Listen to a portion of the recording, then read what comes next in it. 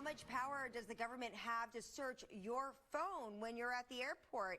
Might be more than you think. Yeah, that's right. Our chief legal correspondent, Katie Barlow, was in court today on a case about this issue, a very interesting issue at that, Katie. So tell us, what was the answer?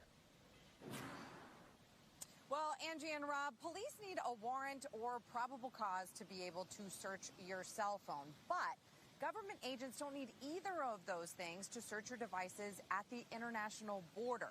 When you're going or coming back into the country, the government enjoys pretty broad authority to search your devices and whatever you have with you. And today, a Virginia man challenged at least some of that authority here at the federal courthouse in Alexandria, Northern Virginia. Abdul Qadir Nur is a naturalized U.S. citizen from Somalia, and he's suing the government after he was placed on a watch list that subjects him to additional screening at the airport. His lawyers say he got placed on the watch list after the government investigated a caravan of relief goods that were stolen from his company. Nur was cleared from any wrongdoing, but the effects of getting placed on that watch list have long outlasted the investigation. He was locked in a room. Officers, some of whom identified themselves and some of who didn't, would ask him questions, invasive questions. Eventually, he would stop responding to those questions, as is his right. During the beginning, he did. They would take his device and demand his password, and then they would just leave him in the room for several hours. And then they finally let him go, which they have to because he is a U.S. citizen, not accused of a crime. He has an absolute right to enter the country.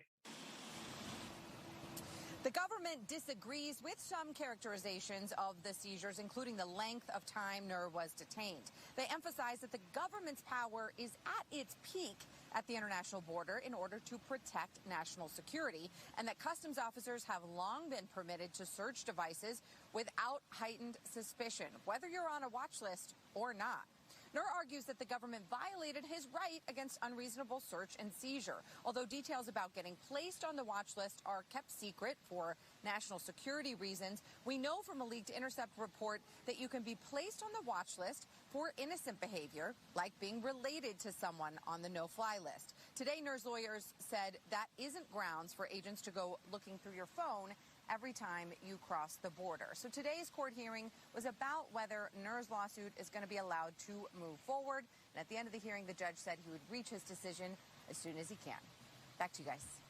All right, that is our Katie Barlow in Alexandria. Katie, thank you. And that's going to bring us to our Instapoll question. Should the government have unrestricted access to your devices when entering the country? Well, you guys have weighed in, and overwhelmingly, nearly 9 out of 10 of you say no, that should not be the case. But if you want